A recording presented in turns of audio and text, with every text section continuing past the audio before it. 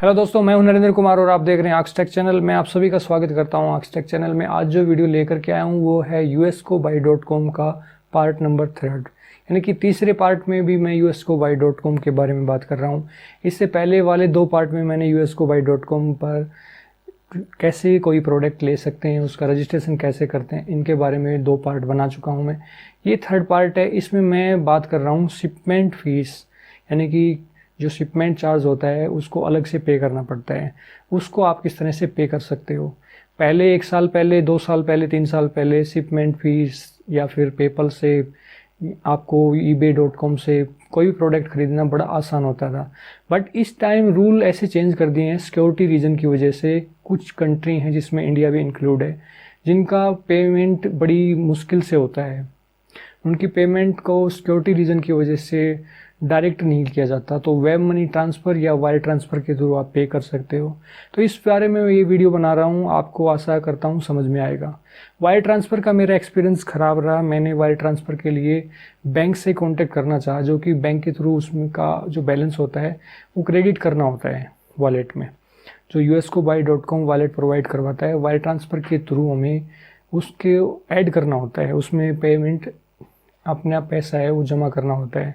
इसके अलावा एक जो बड़ी प्रॉब्लम या फिर ये कह सकते हैं कि इसका थोड़ा सा ड्रॉबैक कह सकते हैं कि $16 पे करना पड़ता है अलावा शिपमेंट फ़ीस के अलावा, जो कि मेरा $11 के करीब शिपमेंट फ़ीस था और $16 पे मुझे अलग से करना पड़ता। बट बैंक वालों ने कोई ख़ास सेटिस्फेक्शन वाला जवाब नहीं दिया था मुझे। उन्होंने कहा था कि आप इस तरह से पे कर ही नहीं सकते हैं, दूसरे देश में या इस तरह से पैसे कैसे भेज सकते हैं। तो उन्होंने कोई ख़ास सपोर्ट नहीं किया था। लोकल बैंक था, शायद उनको जानकारी नहीं हो मेरे हिसाब से, आई थिंक हो सकता है अदरवाइज़। बट फिर भी उन्होंने नहीं किया, तो मैंने वेब मनी पर शुरू से ही कोशिश कर रहा था। और वेब मनी पर भी रजिस्ट्रेशन नहीं होता, सही लिंक ओपन नहीं होता। जो टॉपअप करना होता है बैलेंस को, वेब मनी पर पहले आइडेंटिटी लेनी होती है। आइडेंटिटी का मतलब उसको ऑथेंटिफिकेशन प्रूव करवाना पड़ता है अपनी कोई आइडेंटिटी दे करके, जैसे पासपोर्ट हुआ एक्सेट्रा। और बाद में भी डॉक्यूमेंट देने होते हैं, वो जब आपका शिपमेंट आपके देश में आ जाता है तब। उसके अलावा शिपमेंट जो चार्ज होता है वो पे करना पड़ता है। तो वेब मनी पर मैंने चार्ज साइन अप किया। साइन अप के अलावा उसमें मैंने अकाउंट ओपन करके टॉप अप किया बैलेंस को। वो सब समझाऊंगा इस वीडियो में। इस वीडियो को देखिए लास्ट तक। इसके अलावा मेरा एक्सपीरियंस, जो एक छोटी सी क्लिप मैंने बनाई थी, मैं जब इस दुविधा में था कि इसकी शिपमेंट फीस कैसे पे की जाए और मैं कर नहीं पा रहा था। मेरा जो प्रोडक्ट का मेन जो प्राइस होता है प्रोडक्ट का, वो मैं पे कर चुका था। करीब 10,134 रुपये का वेब कैम था, वो मैं पे कर चुका था।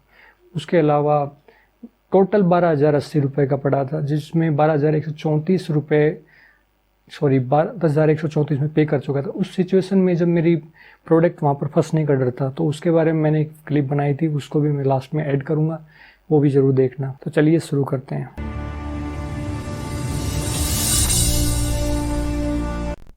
तो सबसे पहले हम करते हैं गूगल में जाकर के वेब मनी को ओपन।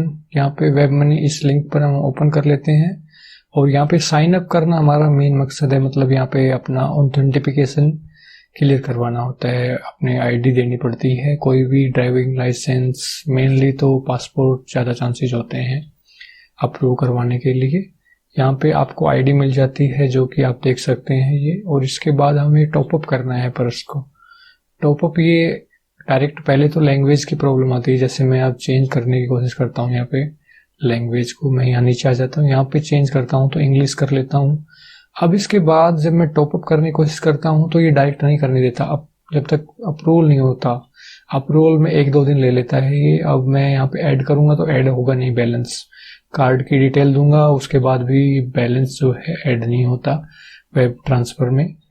तो यहाँ पे मैंने अपनी डिटेल भर दी है अपने कार्ड की, और उसके बाद कंटिन्यू पे मैं चलता हूँ। कंटिन्यू पहले मैं ये डिटेल कंप्लीट कर लेता हूँ।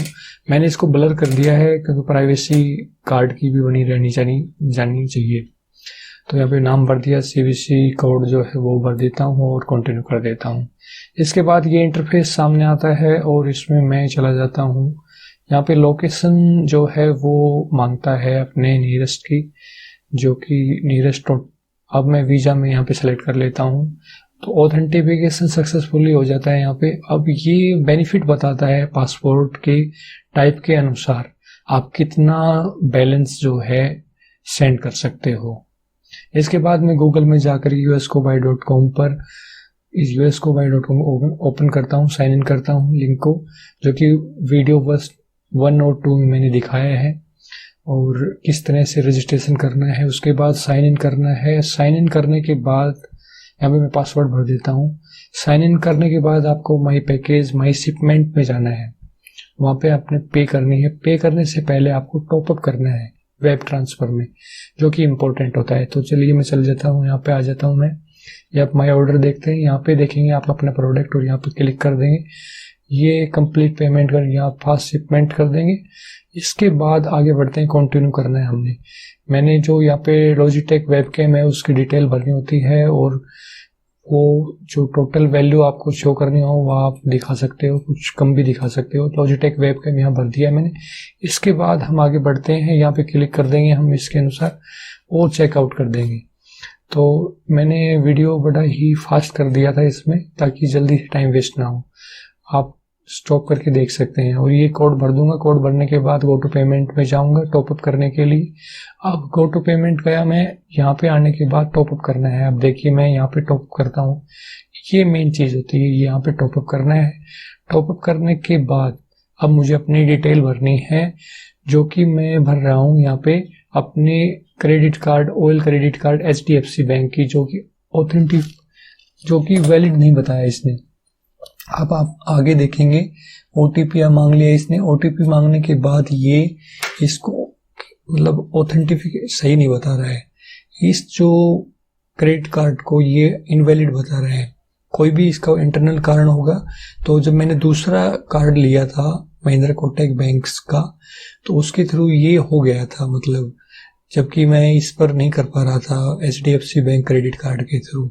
ये आप मैसेज पढ़ सकते हैं, इसके थ्रू मैंने लिखा है कि मैं HDFC के थ्रू नहीं कर पा रहा था, जबकि कोटक महिंद्रा मेरे फ्रेंड के क्रेडिट कार्ड के थ्रू कर दिया था पे। और हाँ, एक और बात मैं ऐड करना चाहूँगा कि यदि आप किसी भी बड़े यूट्यूबर ने जिसने इस तरह की परचेजिंग की है उससे हेल्प लेना चाहेंगे, जैसे मैंने लेना चाहिए थी, क्योंकि मैं भी समझ रहा था कि मेरी पेमेंट जो है, जो मैंने बाई करने का ऑर्डर दिया था ebay.com पर, वो पैसे शायद अटक गए हैं। अब शिपिंग पे नहीं हुआ या किसी भी मोड से पेमेंट नहीं हुई तो मेरा प्रोडक्ट वहीं पर फंस जाएगा। वहाँ पे सेल होगा या नहीं होगा, पेमेंट मिलेगी या नहीं मिलेगी, इस बारे में मैं कंफ्यूज हो गया था। बहुत बड़ा बुरा लग रहा था कि करीब करीब मेरे 10-11 हज़ार रुपये की जड़ाई हो जाएगी, क्योंकि 10,134 रुपये मैंने इसके लिए पेमेंट की थी। शिपिंग कॉस्ट और कस्टम ड्यूटीज़ टोटल मिला के 12,080 पड़ा मुझे।